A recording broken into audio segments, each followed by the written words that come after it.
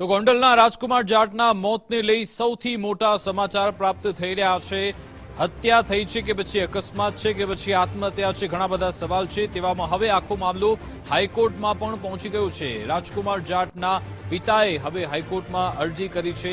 અરજીમાં કહેવામાં આવ્યું છે કે આ બાબતે તલસ્પર્શી તપાસ થવી જોઈએ। મૃતક રાજકુમાર જાટના પિતા હવે હાઈકોર્ટના શરણે પહોંચ્યા છે। સમગ્ર કેસની તપાસ સીબીઆઈને સોંપવામાં આવે તેવી માંગણી કરવામાં આવી રહી છે। હાઈકોર્ટમાં આ બાબતે અરજી કરવામાં આવી છે। સીબીઆઈ આ બાબતે તપાસ કરે તે જરૂરી છે। હવે હાઈકોર્ટ આ બાબતે શું નિર્ણય લેશે, શું અવલોકન કરે છે તે જોવાનું રહેશે। અમારી સાથે સહયોગી ઉમંગ પણ જોડાઈ ગયા છે। ઉમંગ, આ મામલો હમણાં શાંત પડી ગયો હતો, જો કે 2 દિવસ પહેલા રાજસ્થાનમાં જોરદાર વિરોધ થયો હતો, પરંતુ ગુજરાત હાઈકોર્ટમાં હવે એક અરજી પહોંચી ગઈ છે। ચોક્કસથી મામલો શાંત વિકાસ ગુજરાતમાં હતો, પરંતુ રાજસ્થાનના આના ઘેરા પ્રત્યાઘાત શરૂ જ હતા।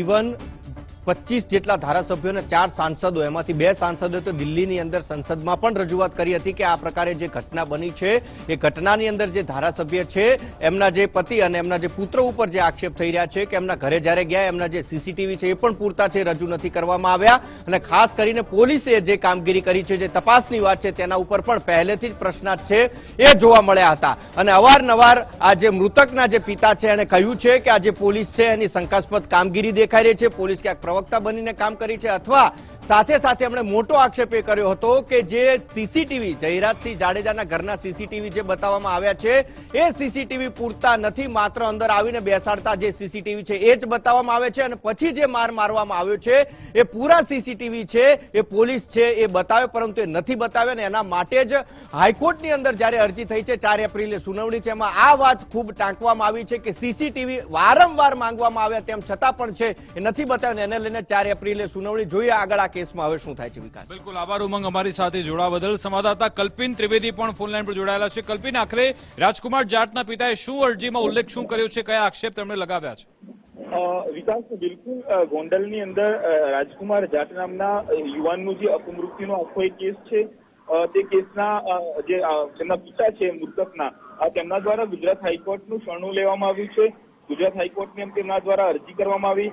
સમગ્ર કેસની જે તપાસ છે તે નિષ્પક્ષ તપાસ થવી જોઈએ, તેના માટે સીબીઆઈની તપાસ જે છે તે સોંપવાની માંગ જે છે તેમના પિતા દ્વારા અરજદાર દ્વારા ગુજરાત હાઈકોર્ટ સમક્ષ કરવામાં આવી છે। પોલીસ તપાસની અંદરની જો વાત કરીએ તો સ્થાનિક ધારાસભ્ય અને તેમના દીકરાને બચાવતી હોવાનો પણ અરજીની અંદર આક્ષેપ કરવામાં આવે છે। પોલીસે પૂર્વ ધારાસભ્ય જયરાજસિંહ જાડેજાના ઘરના માત્ર 4 મિનિટ કે 30 સેકન્ડના સીસીટીવી જાહેર કર્યા હોવાની મુખ્યત્વે રજૂઆત જે છે તે અરજીની અંદર મૂકવામાં આવી છે। સાથે જ અરજદાર દ્વારા સમગ્ર ઘટનાના આખા સીસીટીવી જાહેર કરવાની માંગ પણ આ અરજીની અંદર ઉપલબ્ધ જે છે તે ઉપસ્થિત કરવામાં આવી છે। અરજીમાં તપાસી અધિકારીની તપાસ સામે પણ અનેક જે છે તે સવાલો અરજદાર દ્વારા ઉઠાવવામાં આવ્યા છે।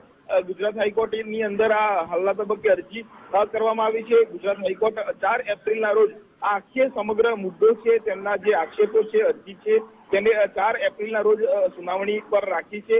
એટલે જોવું એ રહ્યું કે 4 એપ્રિલના દિવસે ગુજરાત હાઈકોર્ટ આ સમગ્ર મુદ્દે શું દિશા નિર્દેશ પારિત કરે છે તે પર સૌ કોઈની નજર।